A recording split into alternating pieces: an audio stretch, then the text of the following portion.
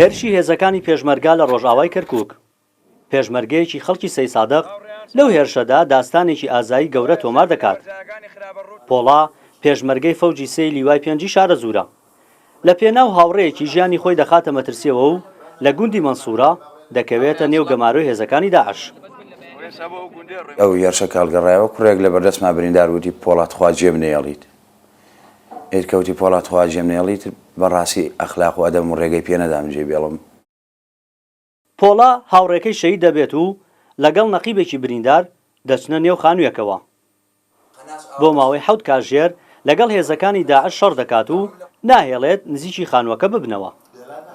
ئاربیجی باشیان لێ ئەداین، دۆشکەی باشیان لێداین لە خانووەکە، هەر زۆر محاوەلەیان ئەکرا و شەیدە ببن و زۆریش محاوەلەیان ئەکرد ئەو هینە ئەو بمایانی بمانگرن بەدیلمان بن و بۆ حەویژە وەڵا زۆر بوون تێگەی ینی بەڵام ئەوە نەبوو لە یەک کاتە هەر هەمویان بێنە دەرەوە بۆ من ئەهاتن دوانە هات سیان هات چوارە هات وەک تەکتیکی لێ هاو لەمای لە ڕامەکردوێ لێ ئەش بۆ لێ ڕامەکردوێ تاقەمەکرد ویان نەزانتێ زۆرین بەڵام بە شێوازێکی زۆر عاقلانە تاقەمەکرد فیشەکەم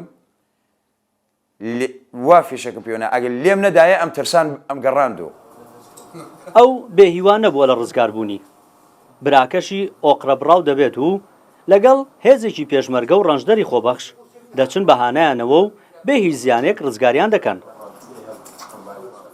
سێ چوار ئەفسەری فەوجی سێ لەگەڵ پێشەش پێشمەرگەی زۆر قارەمان خوتەیەکماندانا تووشی شەڕ بووین بەڵام شەڕەکە زۆر ئین نەبوو ئامانجی ئێمە گەڕانەوەی شەهید بریندارەکان بوو. ویستم چمە جەنازەکەی پۆڵا بێنم وتیان شەهید بوو دوای ئەوە بەڵام کە گەیشتمە ئەوێ پۆڵا بە زیندوی هاتە دەرە و باشم پیاکرد بەڕاستی لە خۆشای نەمەزانی چی بکەم. پێشمەرگە هاتووە عەمید هاتووە ڕاید هاتووە عەقید هاتووە لە فۆژەکەی خۆمانە لە لیواکەی خۆمانە ئاوا دەستێکی لە ملما بووە ماچی کرد بەم دەسەکەی شەڕەتفەنگی کردووە بەدەم گریانەوە لە خۆشیە ئەگریان کە ئەهاتن. پۆڵا پێشووتر لە شەڕی گوڵاڵەدا بریندار بووە و دوو براشی پێشمەرگەن. ئێستا پۆڵا ناوبانگێکی تایبەتی هەیە و بە بەردەوامی خزمان و هاوڕێیانی سەردانی دەکەن. وەکو عورفێکی عادەتی و کۆمەڵایەتی خۆمان ئێستا هاتوین بۆ سەردانی کاکە پۆڵا و کاکە پۆڵا وەکو پاڵەوانێکیش لە ناو ئێمە ناوبانگی دەرکردووە ئیسەکێنە.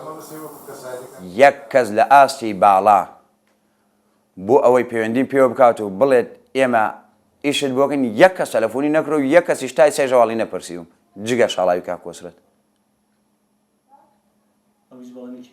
هیچ بەڵێنی پێ نەدام بەس بۆ برادەرێتی تەلەفۆنی کردووە. لێرشەکانی پێشووی هێزی پێشمەرگەدا لە کەرکووک پێشمەرگەیەکی خانەشینکراوی سەید سادق ئەو دەداتە بریندارێکی داعش و ئەو هەڵوێستەی وەک هەڵوێستێکی مرۆیی گەورە لە میدیا جیهانیەکاندا دەنگی دایەوە. لە شەڕی دژی داعشدا قەزای سەید سادق 12 شەهید و 36 برینداری هەیە. هەزار پێشمەرگە و خۆبەخشی سەید سادق لە بەرەکانی جەنگن بۆ بەرگریکردن لە خاکی کوردستان.